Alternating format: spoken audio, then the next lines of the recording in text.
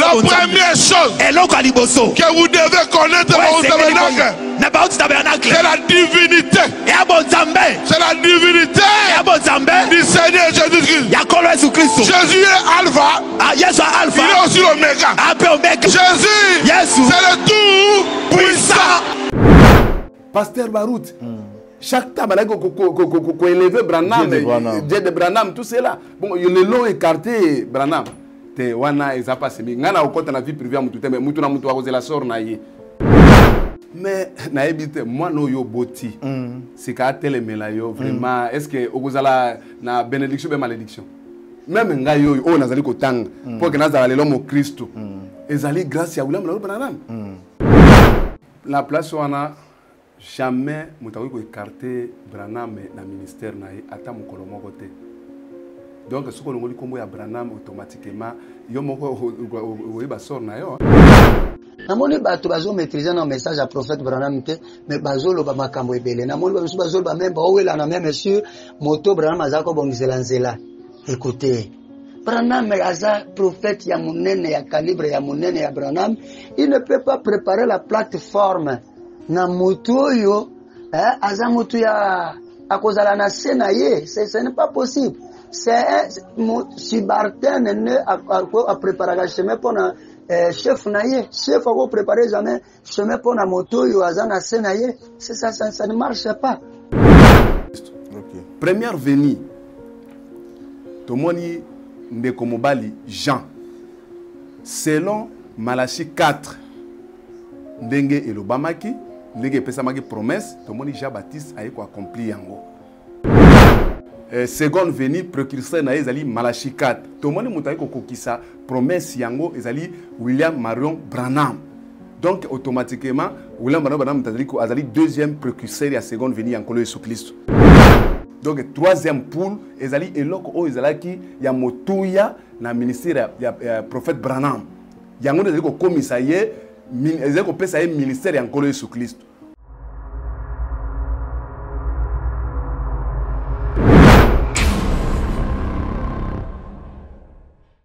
Troubles du système immunitaire, chute de tension, maux de tête, fatigue, perte de poids, frigidité et diarrhée. Dites adieu aux inconforts et retrouvez une nouvelle jeunesse avec une tasse de Maxi Bien-être au quotidien. Une solution bio composée de plantes traditionnelles, 100% naturelle et reconnue pour sa vertu. Une formule adaptée pour hommes et femmes. Depuis plus de 10 ans, le Maxi Bien-être Café renforce le système immunitaire, restaure la fatigue physique, améliore le sommeil, aide à stabiliser la tension et la glycémie, nettoie les reins, soulage l'hémorroïde et la constipation. Chez les hommes, le Maxi Bien-être restaure le dysfonctionnement sexuel, l'impuissance et l'éjaculation précoce. Maxi Bien-être est disponible partout dans le monde. Passez vos commandes sur www.maxibienêtre.com.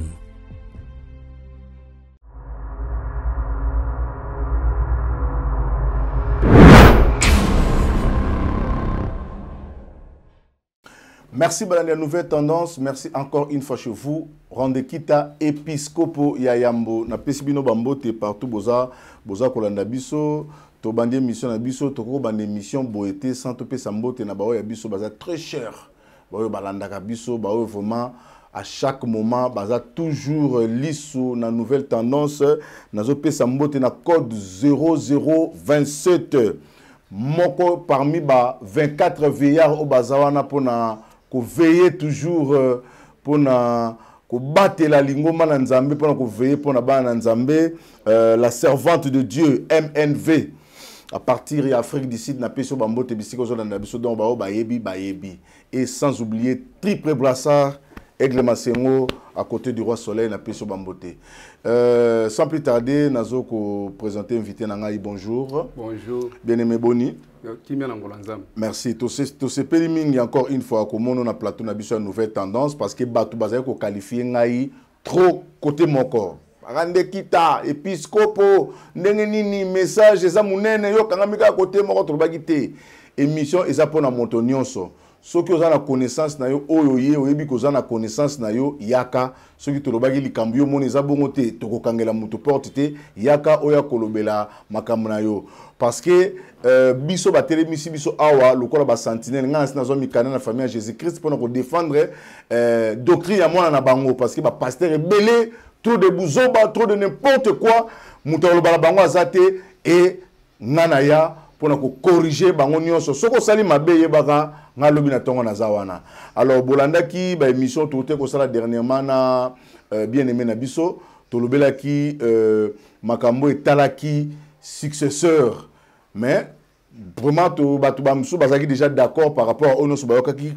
concernant ba connaissance bimaki awa et lelo tolobaki to ko lobela sko seconde venue wana petaka bilinga na message ba prédicateur bino bo suka ngana ba cher na bino kuna bo le capé ba émission post émission au roi hôtel c'est biso makamou na yote comme étant prédicateur okoya to poser ba question zo expliquer biso to zo ba vidéo mususu to tinda pour que bana nza bazwa lumière parce que boye bango ke lelo la mokolo suka bo baka auto te un message du temps de la fin message du temps de la fin na quatre coins de mur na quatre coins mur na bino non nzambe faut sauver Mokil Mombabi, cette parole sera prêchée jusqu'à l'extrémité de la terre. Et les lots à travers YouTube, tout ce qu'on m'a dit dans Mokili, alors c'est pourquoi tu as bien aimé pour nous la seconde venue. Et ça n'a pas tout le monde, seconde venue, non, une salamité. Batumsu bazobaka seconde venue et c'est salama déjà bandakala. C'est pourquoi tout ça na régie ba pesa biso image ya pasteur Enoch bisiko bazali to pesi déjà mbote bisiko zolanda biso apesa biso penser na par rapport à connaissance ya message ya frère Branham o ya teyaki après to kozonga na bien aimé to yeba soki aza pour yango to aza contre yango to zongi na régie pour toujours la vidéo. Merci. Bon, monsieur le journaliste, monsieur Rondé, bonjour et merci beaucoup encore une fois pour l'occasion aux OPS Nabiso, bien que de loin, mais tous ensemble pour intervenir un tout petit peu dans l'émission Nabiso. Côté la point très important au Bandeko Bakeko Simba, il y a seconde venue. Et alors, le problème est que la seconde venue est actée. Ndenge na yoka kabatu misusu bazosa ba debaka ke salema o bamsu ba salema te bamsu non. Le problème est ça, seconde venue est allée confession religieuse et une confession religieuse moko kaka pambate. C'est quelque chose qui touche toutes les confessions parce que ça retour ya Seigneur Jésus-Christ. Namoni bato bazo maîtriser un message à prophète Branham te mais bazo lo ba makambo ebele. Namoni bazo ba même ba owela na même monsieur moto Branham azako bongisela nzela. Écoutez, Branham aza prophète ya munene ya calibre ya munene ya Branham, il ne peut pas préparer la plateforme na mutu oyo aza mutu ya akozala na senaye, ce n'est pas possible. C'est si Barton ne a préparé le chemin pour na chef naye, chef a préparé jamais chemin pour na mutu oyo aza na senaye, ça ne marche pas. Et la Bible dit dans Hébreux 13:8 que Jésus-Christ est le même hier, aujourd'hui, éternellement. Ce qui n'a koya ya liboso, il y avait quelqu'un qui devrait le présenter. Voici l'agneau de Dieu qui vient, qui ôte le péché du monde. Bongo le londe akozana mutu akosala yango. C'est pourquoi il a été promis dans Malachie 4 qui viendra un autre Élie, parce que l'esprit d'Élie devrait retourner 5 fois dans Mokili. C'est ce que le monde doit aussi savoir. La première fois, esprit d'Élie est qui et pas Élie le Tishibite. Autre bien appelé ça Élie wana. La deuxième fois, il n'y a pas Élisée étant azui, double portion esprit Élie. La troisième fois, il n'y a pas Jean-Baptiste parce que il a pas Azali après Azaki reconnu comme Élie. Parce que Élie en soi est Zanzotote. Élie, c'est l'esprit du Père. C'est pourquoi même Jésus n'a croix à Gangaga Élie, lama sabakatan, ça dit mon Dieu, pourquoi m'as-tu abandonné? Élie, c'est Dieu lui-même. Ça dit l'esprit de Dieu s'incarna dans un homme. Et troisième fois, il n'y a pas Jean-Baptiste. Quatrième fois, il y a qui promis dans Malachie 4 pas Bato Yamabota. Et William Aaron Branham a eu kokisa les communes. Cinquième fois, Eza qui prophétisait dans l'Apocalypse, c'est que Élie et Moïse bakozonga lisusu qu'on prêchait pendant quelques temps dans Israël. Et c'est ça le principe de la parole. Les deux témoins, Élie et Moïse. Donc, bakozonga ka côté à l'issue en Israël, selon ce que écrit les Écritures. Mais il y a des détails et les profondeurs aussi là-dedans qu'il faut décortiquer. Mais je veux juste rester dans la forme. Je ne veux pas vraiment entrer dans le fond.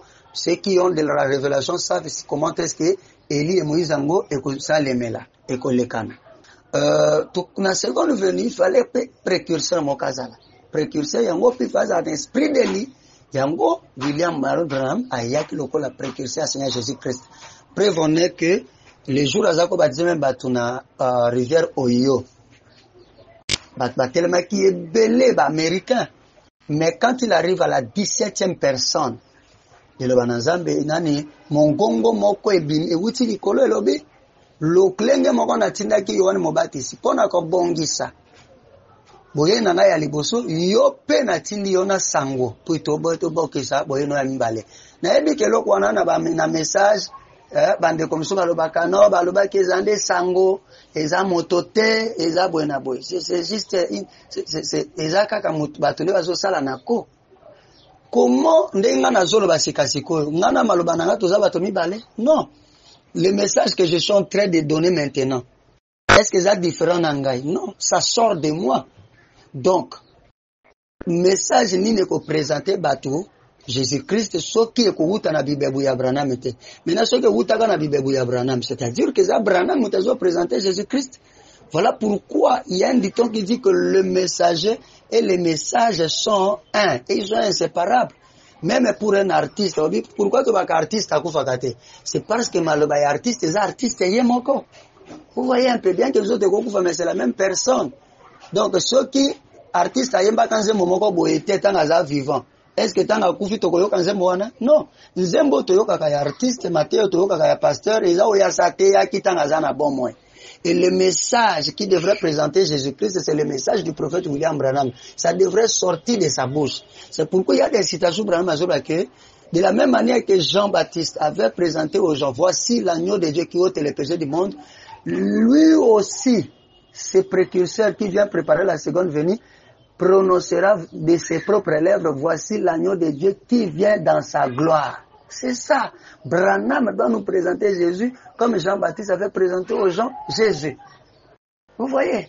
Alors, dire que Kokisama ou Kokisama te, okoyeba ngona lubanzambe. Donc, ce qui Branham aloba na biso te que voici l'agneau de Dieu qui ôte qui vient dans sa gloire, soit qu'aloba yangote, c'est que Branham azaki précurseur te. Mais je vous dis que ma écriture est par exemple dans aujourd'hui cette écriture est accomplie, frère prophète Altali Sibiso, présence il y a Jésus-Christ. Niwe de gloire to zakana yango eza esprit. C'est un homme physique qui va présenter tala ba barbe na ye tala miso na ye tala zolo na ye Branham dit que eza exactement Seigneur Jésus-Christ. Montunya sa message est bien bon. Ici, supportez-moi dans un kenembangu, mais je viendrai avec beaucoup de détails peut-être dans l'émission pour éclairer l'opinion là-dessus. Merci na binonyo sur PCBiso confiance épiscopo Yambo mikolo na succès mo sakanate. Do bazo benga ngado soka pasteur mo salika ba vanti. Episcopo yoka mutuna yo episcopo yoka mutuna yo. Bon, awa papa pasa ki tu dis que bazo voter pape mususu déjà donc mama bongisa ça la mama tu peux catholique bo sala mo effort bo tsaka ba papa ba jeune ba koko wana bozo tsaka wana basi ba lembi na bango bo mona ki o makambo belé salama ki ba réforme ça mo trop na catholique makambo mususu et ça la bongo te mais ya renverser ba makambo même na liwana lobi ke ba kunde ska ba kunda te asali makambo na ndenge na alors nde bo sa ba élection mino kuna boye ba pe ba botela mukila kilelo ba jeune bazé belé no ba connaissance makambo belé biso ko tokanisa ki ba retirer biso ambongo oza cardinal nani ambongo botata mbongo te sala biso mo bien ka ba papa mindele botata mo mutu mundu peti neti bo botel biso pena mbongo pena iko sa c'est mon Afrique to sepela mende na moni ni vote sango sala maka na ba moto milingezo mi ya pembe na ya noir makambo ya catholique bon nga episcope ya Yambo na bito otala ngo sima bien aimé oui. Nakanisi Hollandi vidéo ya pasteur Enoch ndenge a pesibiso connaissance par rapport à la citation frère Branham toujours tous à la citation na tout nos question ba citation ngo ya manque on ebima kato ba citation nyo za ka frère Branham oyo yoki tonto kasko connaissance no par rapport soko soutenir yango to pour contredire yango to pesi malobe pa ina Ok, merci beaucoup. Na pesi nano épouse du Seigneur Jésus-Christ Mbote. Na pesi pe pasteur Enoch na uti kolanda vidéo na yo. Inga ezala passe mingi soko zalaka hors message mais comme vous allez na kati ya message donc na yebike na kozala moi bref ko comprendre na yo. Donc oyo ngai na ko exposer awa et ko pesa yo réponse na oyo lobi nyonso wana. Très donc bien. C'est un peu ça. Très bien. To banda entre de jeu est-ce que seconde venue ici Salama déjà tu es Salama namte. OK. Ngai na ko pesa répondre ka ba citation awa ndeko clairci biso. Très bien. La lingi nano na pesa verset biblique. Très bien. Ko tanga yango te mais bino boko tanga kuna Na banda pour na gagner temps. OK. Tozi Romains 9 chapitre 9 paragraphe verset 30 tina 33. Et puis verset biblique na biso habituellement wana ezanga kate 1 Corinthiens 14 8 à 9. Romains combien? Romains 9 9. Tobanina 30 33. 30 33 et puis 1 Corinthiens 14 8 à 9. 8 à 9. OK. Bon, na lingi na loba boy. Seconde venue mutunyo surtout azali kozela yango. Première venue ezalaki annoncé na prophète Esaïe boy na mwana ko botama lokola ndeko Enoch abandaki yango liboso na yokaki na entrée de jeune c'était ça. Maintenant cette fois-ci ezali surtout ezali kozela bébé te pour bébé anga botamaki Yesu Kristo aye asali makambo na yepe a promettre la lobi que non akozonga lisusu tango bakomona mokili et comme na niveau que basi na basi bakomi ko balana mibana mbali bakomi ko balana tout cela na Luc 17:30.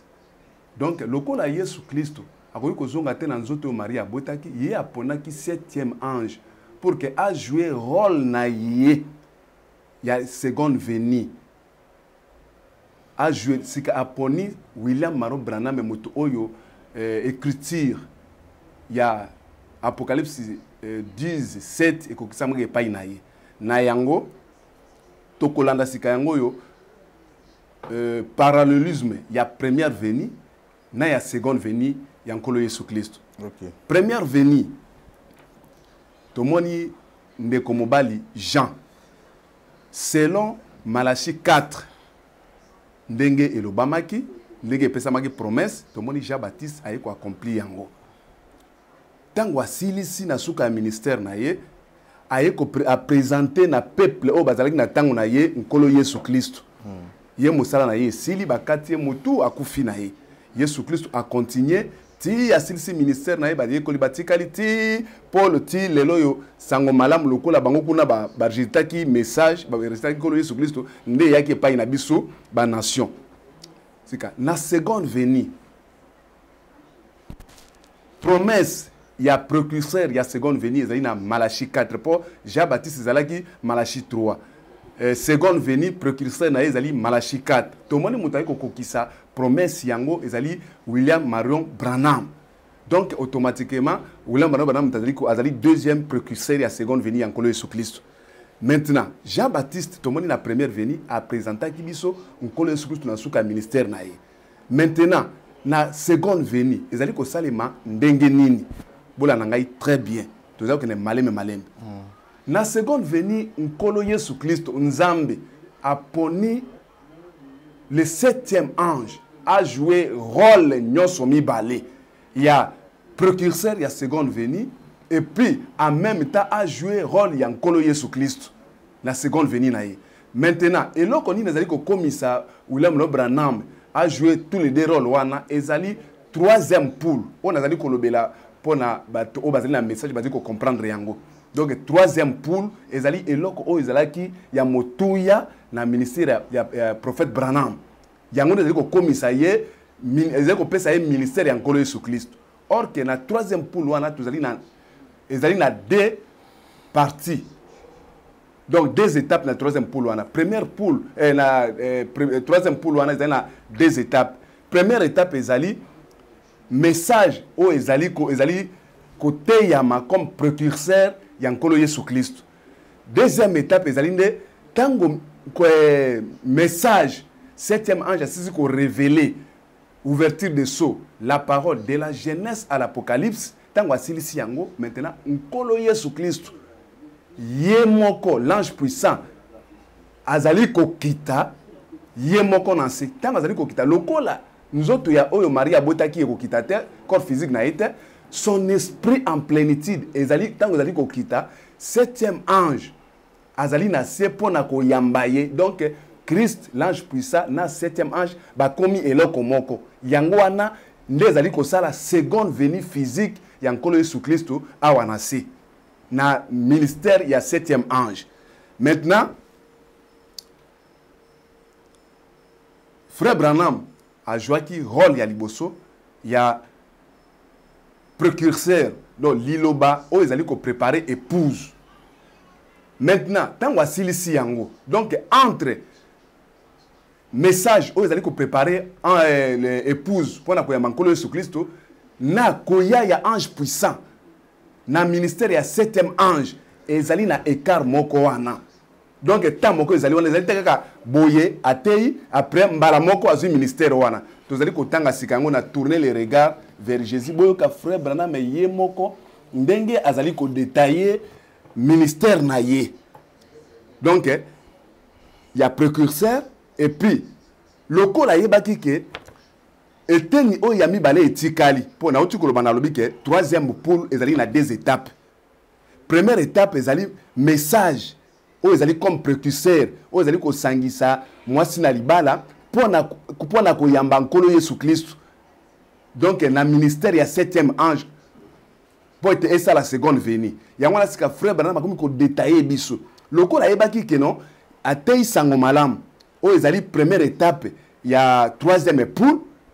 Maintenant lokola deuxième étape o esengeli nkolo Yesu Kristo akita l'ange puissant et akita na ministère na ye lokola ekokokisa mate na ministère na ye akozala te nde a prévoyaki que non mutu moko akoya sima na ye atako message ya atako ye moko frère Branham akolakisa épouse te tala mwasi ya libala ye mobala libala ye yo kasi message ya tei ekolakisa mwasi na libala que nkolo Yesu Kristo yeyo na lingina tanga yango boyo kabino moko ngana za ba commentaire belete ya kosala tozi tourner les regards vers Jésus prêché le 29 décembre 1963 paragraphe 39 ti tokokata na tokosuka na paragraphe 44 puis to sauter na paragraphe 49 ti na 50 boyo kandenge frère Branham azali ko détailler ndenge azali ko lobake non troisième poule o ezali ministère na ye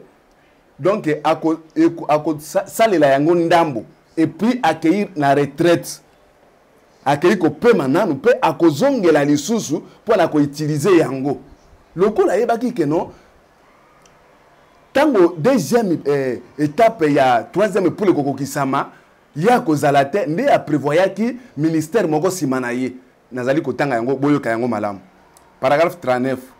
Maintenant, souvenez-vous, il n'y en aura jamais d'imitation de cela. Parce que ce n'est pas possible. Voyez-vous, ce n'est pas possible. Maintenant, il a vu les jours. Et j'ai été prévu de ceci, que bientôt, à l'heure actuelle, c'est arrivé simplement afin qu'il puisse identifier sa présence parmi vous. Voyez-vous, mais il ne sera pas utilisé puissamment. On a troisième pour les bonnes très bien, mais il ne sera pas utilisé puissamment. Bon, on a détaillé, nous frère Branham a détaillé ministère naïe, paye à moto à goya simanaïe.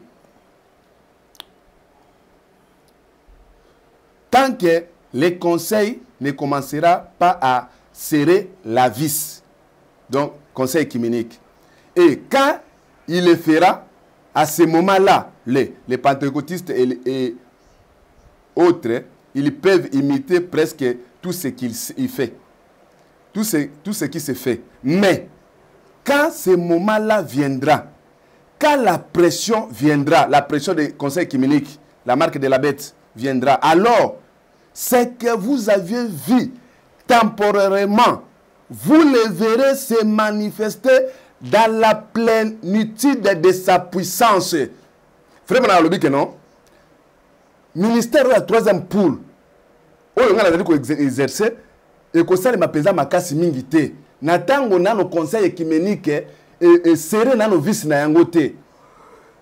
Mais tango yango eko service na yango oyo bomonaki na ministère na ngai na faible ezali faible bokomona yango na mobimba na yango.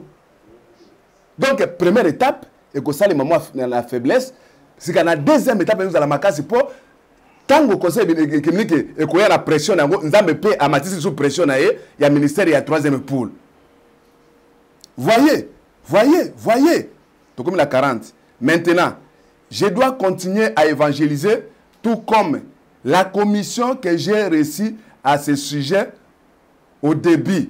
Pasteur Enoch, au Tchukolobayango, en 1933, tango abana ko baptisé 17 personnes, voix moke bimaki na likolo. Le quoi natinda ki Jean-Baptiste pour qu'a préparé première venue nangai, natinyo avec un message pour qu'a préparé seconde venue nangai. Frère bana balobi que non. Troisième poule et première étape na yango, yango yo et salemi me makasi penzate ezali causer la pression écuménique ya comme ça yango esala na makasi lokola nazali causer la étape wana na évangéliser na ngai kaka. Je dois continuer donc. Vous avez eu la parole et vous savez ce qu'il faut attendre. Quelle position avoir? Je dois continuer à évangéliser. Et mes chers amis, restez tranquilles et continuez simplement à avancer car l'heure approche. Première étape, c'est faible. C'est faible. La deuxième étape, c'est la makasi. Mais le coup, c'est la yango nanu. Donc, nous allons évangéliser. Nous allons faire la première commission.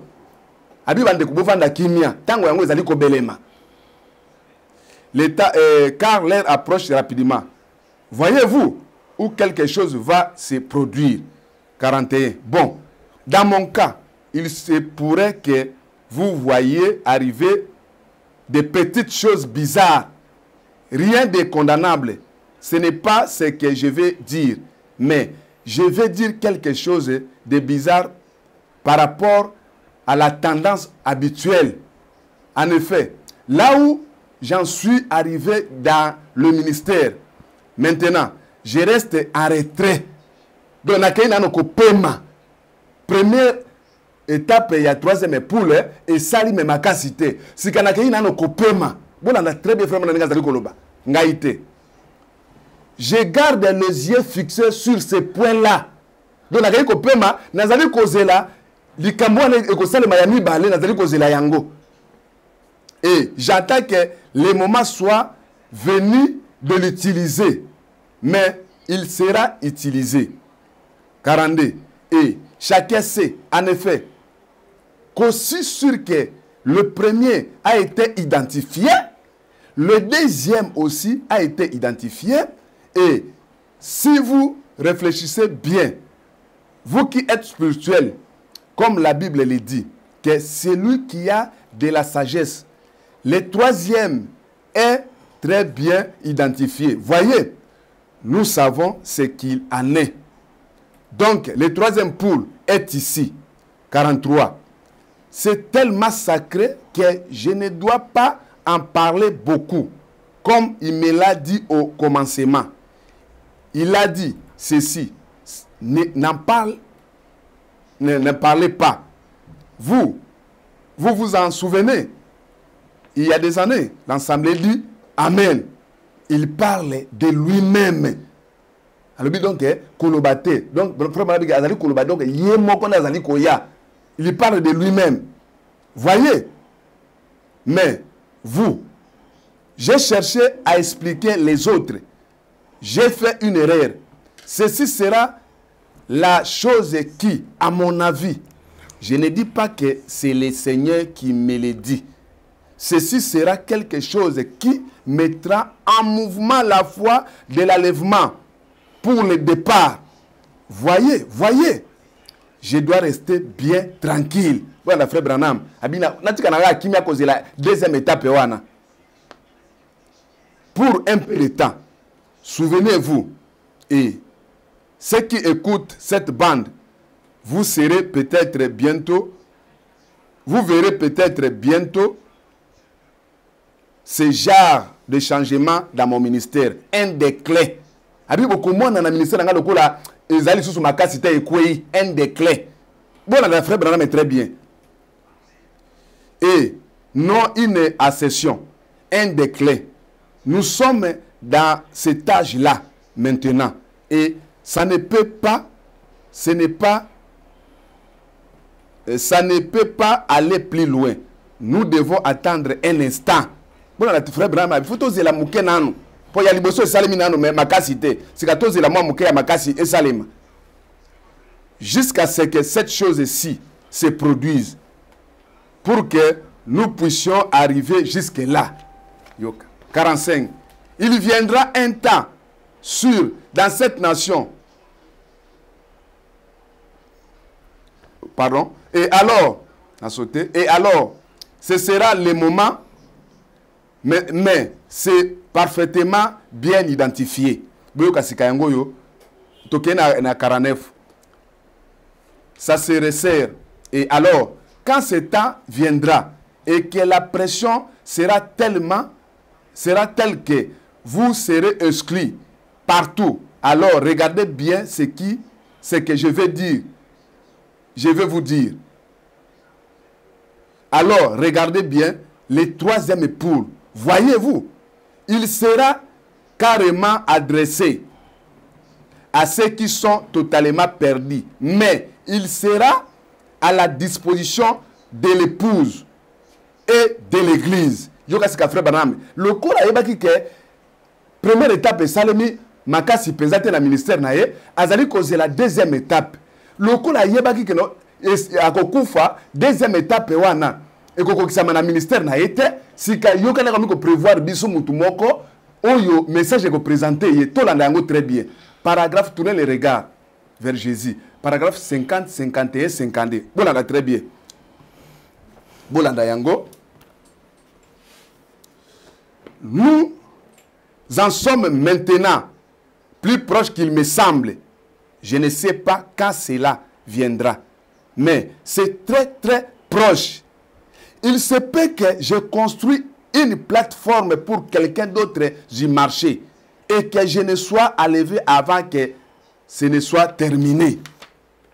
Je ne sais pas. Il se peut qu'il vienne la semaine prochaine. Il peut même venir ce soir. Je ne sais pas quand il viendra. Il ne nous le dit pas. Mais je crois réellement que l'état est tellement proche. Je ne mourrai pas dans un âge avancé. J'ai déjà 54 ans. Et que je pourrais atteindre un âge avancé qu'il ne soit là. Je peux être tué par la balle ou de n'importe quelle autre manière. Mais je ne mourrai pas simplement de vieillesse. J'aimerais dire quelque chose que je n'ai jamais dit auparavant. Tout est arrivé exactement selon les Écritures, selon qu'il a dit il y a 33 ans sur la rivière là-bas. C'était en 1933 plutôt. Il se peut que ce ne soit pas moi qui présente Jésus-Christ au monde, mais le message que Branham a prêché le fera. Car de même, Jean-Baptiste fut envoyé comme précurseur de la première venue.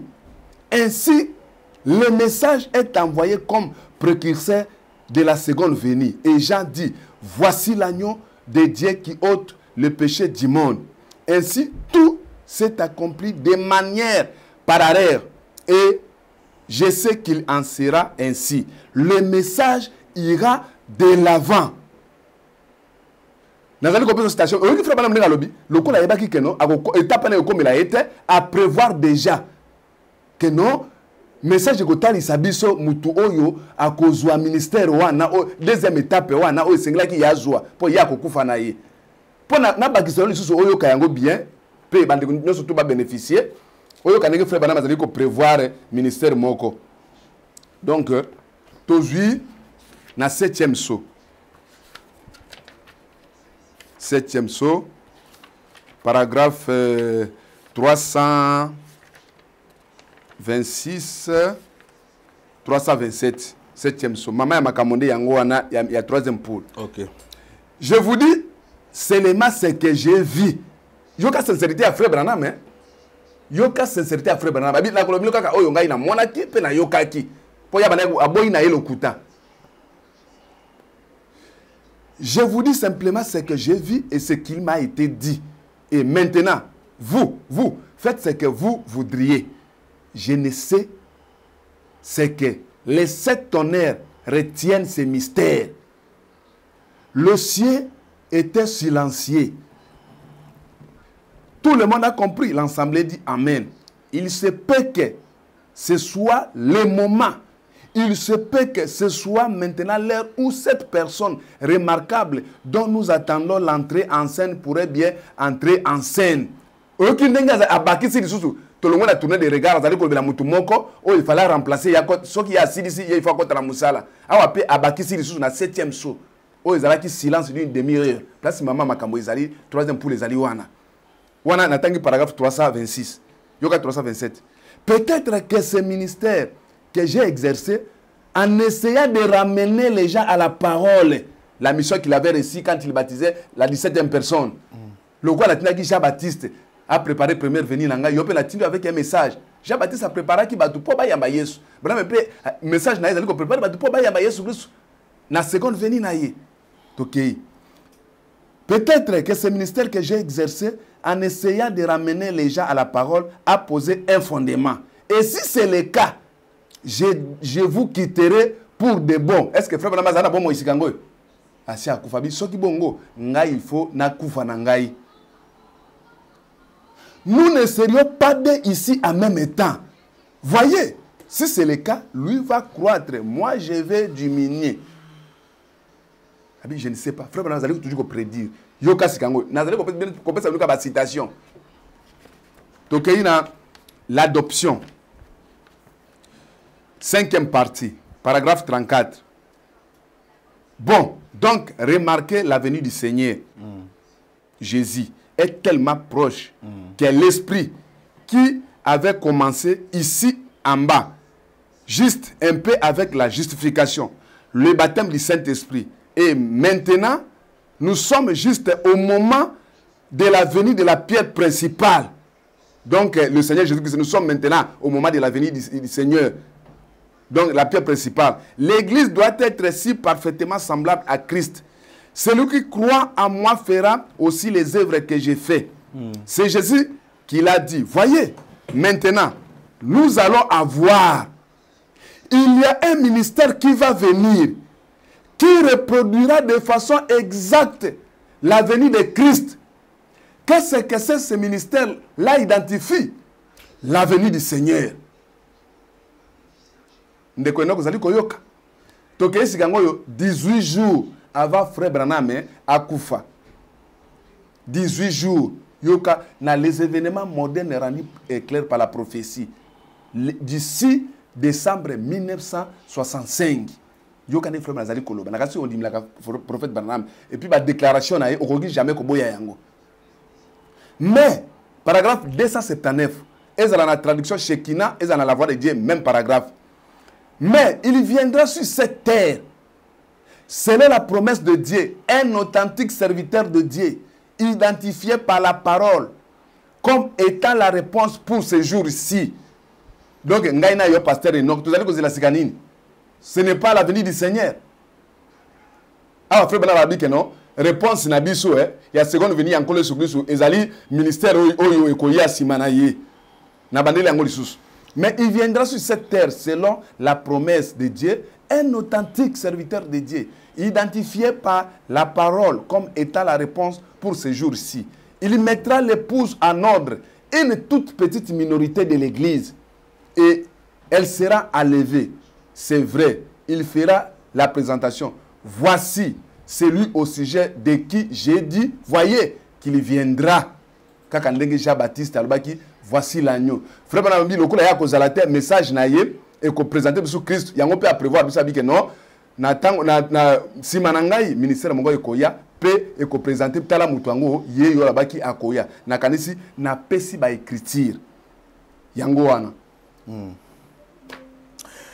Merci. La seconde venue Le Seigneur a dit au sujet de sa seconde venue, l'heure et les jours, nul ne les connaît, ni les anges dans le ciel.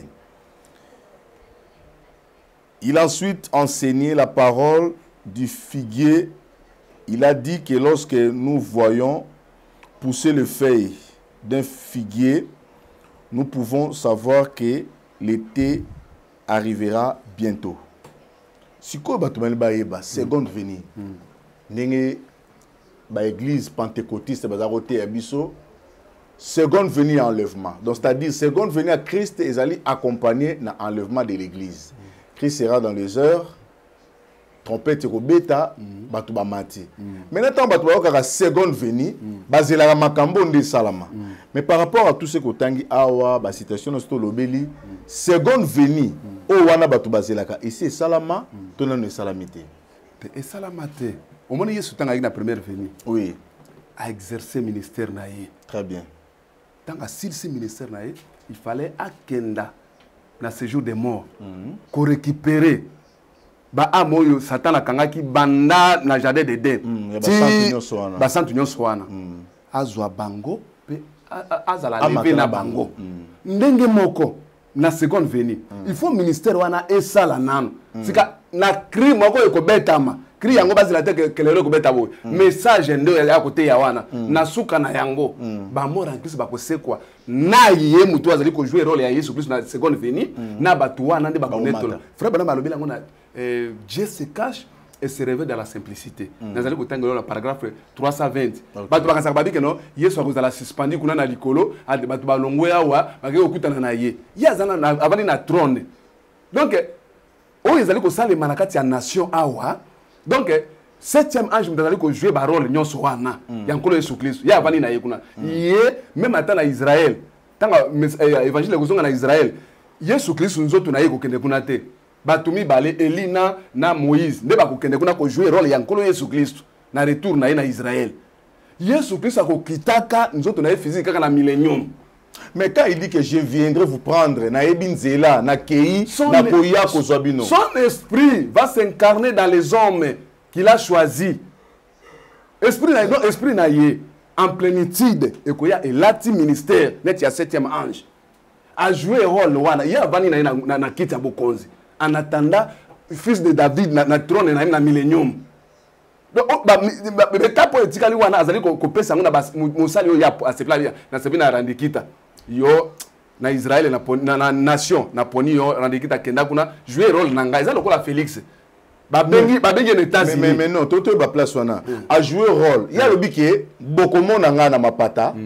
Nakoya kozwabino, donc c'est-à-dire enlèvement pe ekosala mbatu bako netto mabatu bako mata. Selon l'interprétation de la Bible.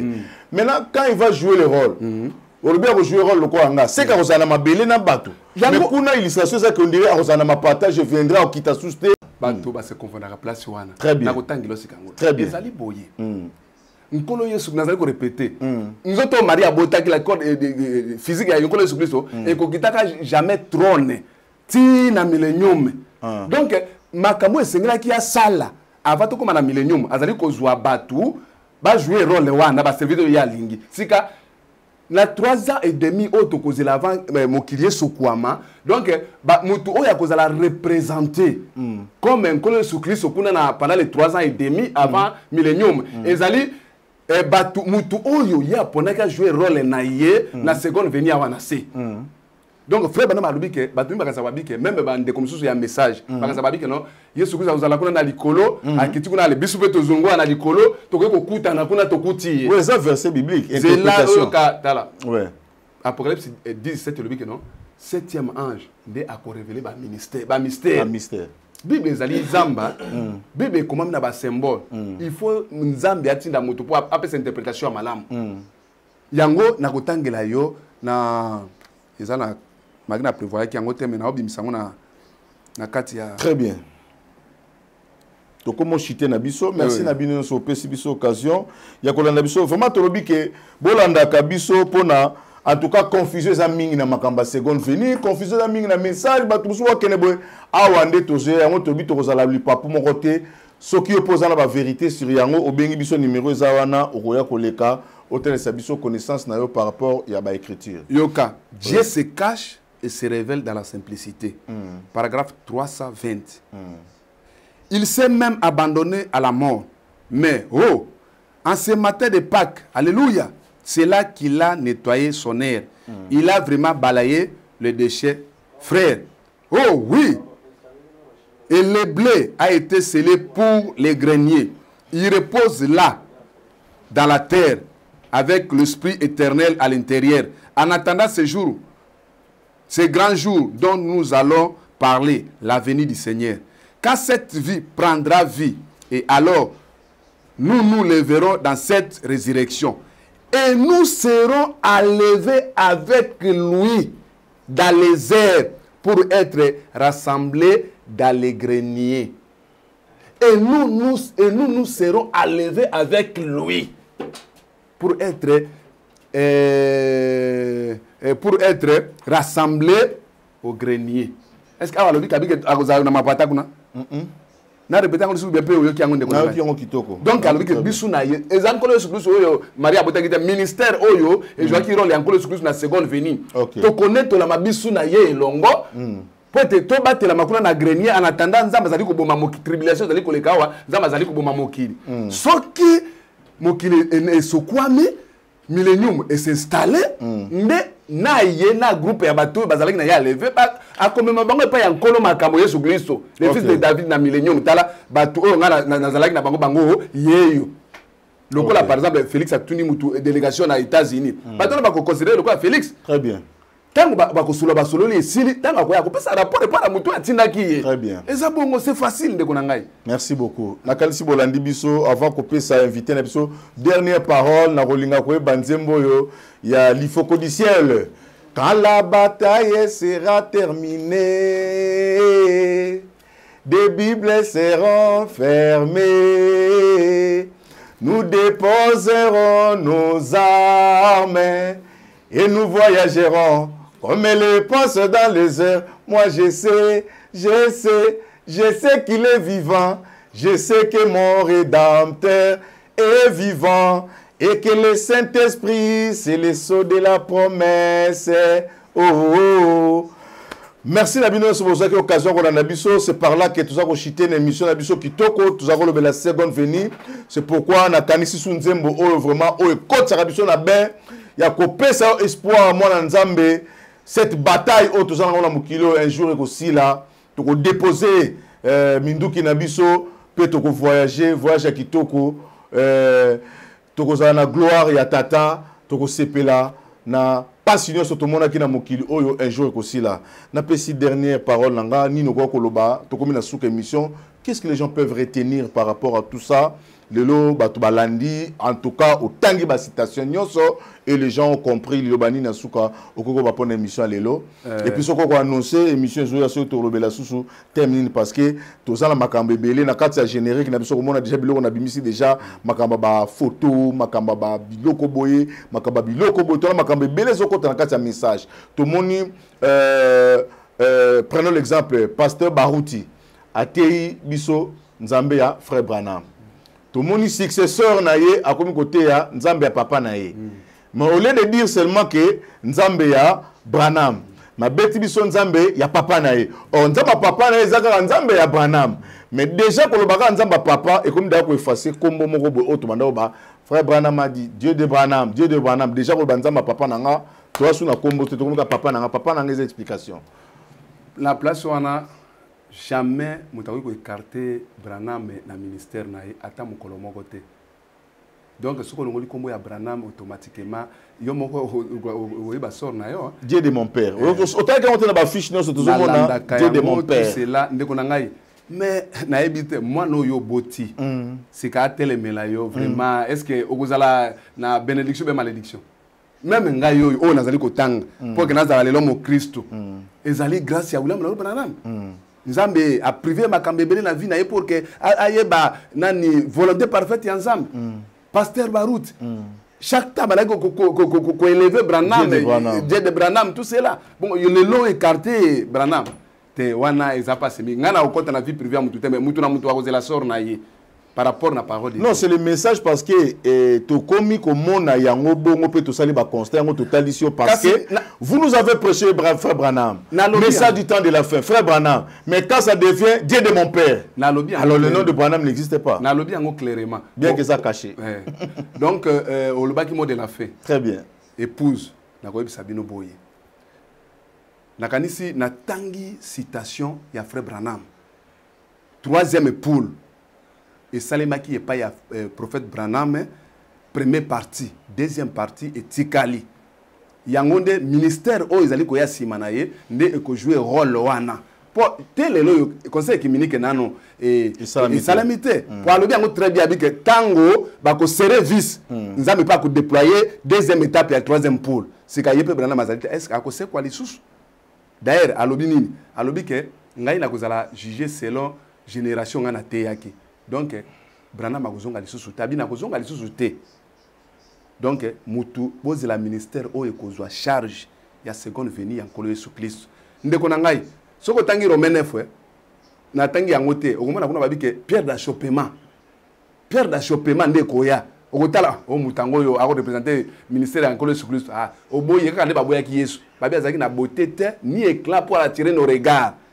Yo la sinza mbalo pesa mutu moko za costaud boye la boye tout cela attirer regard abatu dans la simplicité bozela yango e ko sala manande moko soki vous allez épouse te moyo comprendre ko sala te bat ba ko zela kaka akoya na mapata akoya na bandenge zaki mbala liboso ba eli ba bongisi ba temple na bango akoya pa na bisu akoya pa na bisu nzoka aikei na elelo ya nyama elelo nyama les alins autres moko boko comprendre te boko mona ngo tina moko ta muto d'ailleurs to ebi vi na yi bona boy bon négliger pe or que la vie éternelle passe devant vous sans tenir compte nzamba pambola bino natangi citation ezali ba station na ngaite bako sabino te seconde venue et salemaki première étape. Donc d'ailleurs frère a dit que la seconde venue c'est une processus. La seconde venue c'est une processus. Première étape na ngozalaki message o isangisi ngai na yo. Deuxième étape vous allez kozela nzamba yemo kazali ko calculer tanga komona conseil communique nge et serrer vice mbala moko a déployer ministère à travers un ministère nzamba pambola bino. Bien aimé, maintenant to sengi to ebite soki prochainement to lobani parce que na mona ki monter imoka lobi soka Sylvain Kwala abisoka une église na yo moni ba photo à frère Branham te colonne de feu te aote mususu alobi kuna longola ba photo eza biblique te. Alors je ne sais pas soki to kota na étape wana ou bien to kota ba. Bon lokola to lobeli seconde venue deuxième étape exala reconnaître votre jour et son message pour ebalana pour ezali ça resika moko ensemble. Donc makambo ya photo ndeko épiscope omoni photo yango te comme babiso na lola ngai po na nga mon avis otia photo na église otia photo na église te ezana ngo important te ce n'est pas important ezana lokola bon na cause nazali na ba photo na ngai na bona ko tia na kata ndako na ngai bona tie ezaka na album na kotala yango eza nécessaire obligatoire te kana tia yango boye frère bana like non na ko préférer ezala na église on a préférence na ye na lobite que bino nyonso to botia yango na église mais mutu pas longola biso ngote parce que quand on parle de l'adoration au moni bible to zaki bana mike on l'interprétait mal c'est pourquoi la zone ça recharge on a catholique nous a mal prêché la bible alors to zoni na kati makambango parce que ba pekisa kinde ko tombola eloko pe ko adorer yango. Maintenant, on a tombé pour l'adoration. On a comme image. On a banda qu'on a vu sur la net. On a banda qu'on a soye. Au moins, on a photo na ngate. Photo na ngana on a sima. On a photo l'ifoko. Si on sort yé, on a battu comme une dame l'ifoko. Et sa photo. Et lobi nini. Et c'est n'adoré. Au moins ni ba disciple. Parce que divergeaki. Parce que divergeaki. Oya lobi toliabo toliabo été. Divergence. Par contre, si tu as commis, on Moïse alobaki. Très bien. Pour le temps habitat là. O ya lingi kodia iloko oyo alia na ye. O pa lingi kuna alia. Mutute ateleme la moninga na ye. Très bien. Ndenge moko photo ezala na kati ya église malamu. Ce que moi peut ezala peut malamu. Yango tende comme babisu na lola. Très bien. Yango pour la baki abike oyo kokota na libomu, yango tende comme ebebisa mais oyo bimaka. Très bien. Donc pour la besoin de paroles de Dieu nécessaire photo ndete. Très bien. Yango te zali ke no soko longo l'église ozangilo la ou bien tienne église no zuilo la te. Très bien. Merci. Tokutani prochainement nouvelle tendance épiscopo Yambo Nzambe apambola biso. Pour les personnes qui sont empoisonnées. Moi j'ai été empoisonné par des amis délimités. je ne savais pas. Si j'avais ces produits, j'ai souffert 6 mois. Tout ça, ça ne fonctionnait pas. Maintenant, avec ça, c'est l'arrêt de la propagation des toxines ou du poison dans la circulation sanguine. Ça s'arrête. Vous devez maintenant détoxifier votre corps, c'est-à-dire faire sortir par la sueur, par les urines, par la défécation et par bien d'autres moyens que Dieu a prévus. Ces produits viendront maintenant localiser là où le poison est à forte dose ou à forte concentration pour les prendre et l'évacuer dehors pour que vous soyez guéri à un temps record. Ici, il y a aussi une prévention. C'est-à-dire que nous qui œuvrons dans le domaine médiatique, trop de jalousie, chacun pour ennemer les gens de sa propre famille aujourd'hui. Si tu penses que tu travailles dans un milieu ambiant, comme les bureaux gouvernementaux, ce sont des bureaux compliqués. Avant de sortir, vous le prenez, une cuillerée, vous partez. Tout ce que vous allez ramasser, tu pars même regarder, même celui qui a assassiné votre papa. Tu vas même saluer la personne qui avait tué votre papa par le poison. Je te vais te dire bonjour, lui il ne comprend rien. Tu es déjà bien sécurisé. Merci Banakin, Bana monde entier. Merci bien-être. Sougala café, logo, na mêlé logo, mais le logo est amabé. Il y a bien pour la panne technique, mais quand ça les langues on a n'enga amabé, ça les langues pour la maman. La célibataire to lingi bino ate. So maga boma mukolo bala. Pourtant mzo ba produire en soute. Merci bien-être yango yo. Lukango benga ndekonanga alendele yé mutu ayebi esika ko fournir yo autant que tu veux $35 et belé na kati. Sobo melika moko de joga bien. Mais hémorroïdes banini tout ça. Bilialia, vanda musala banini et réparer yo système ya break. Et réparer le fonctionnement. Fonctionnement, il y a break, donc il son fonctionnement est bien. Tout comme les Congolais, tous ont gagné le match. Ils ont défaite, pas de technique en plein match, c'est pas bon. Ils ont là et locaux. Là, c'est éviter de dire, surtout les pasteurs, ils ont mis la mela, boyawa. Bobenga pendant l'endele, le numéro naé pour bobenga pour bozer locaux. C'est important. Traitement poison, anti-poison, yango yo. Ne ba mususu meli yango avant kende obima, o mela melango. Ça a des jours, ata ba tele loko. Moi cuire mon corps c'est bon. Oyo pe anti-poison. Donc soko ata ezala kati et longolango. Alendele mikolo som. Nabité mindele yango ba pese biloko ba udia. Po biloko yango bendeza ya solo mikolo ba tchaka poison ato a famille te ato za problème na mututé jalousie car do ba produit yango na anti-poison, oyope anti-poison. Donc, benga alendele, à partir naïe, aïbneni, oué aux ouangou.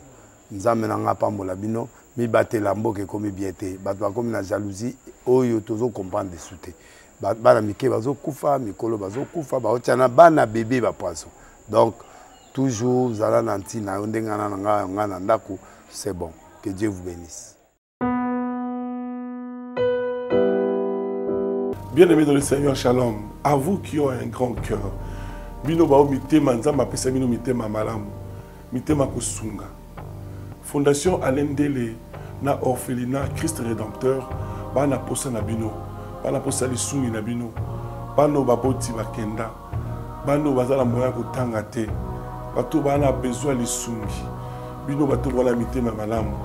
To wana posa ya lisungi na bino na orphelinat Christ Rédempteur, la Katia Fondation Alendele. Kanise loko. Eza yondolo bakie, ozanzambe ya bana bitike, yo mokolo bakie, osungaka basi bakufela mibali, pona nini pasi ya boye o nzambe. Ils ont besoin de vous, de votre pain, de votre bouteille d'eau, de votre soutien. Et ça serait une bénédiction pour vous. Pour votre famille. Que Dieu vous bénisse.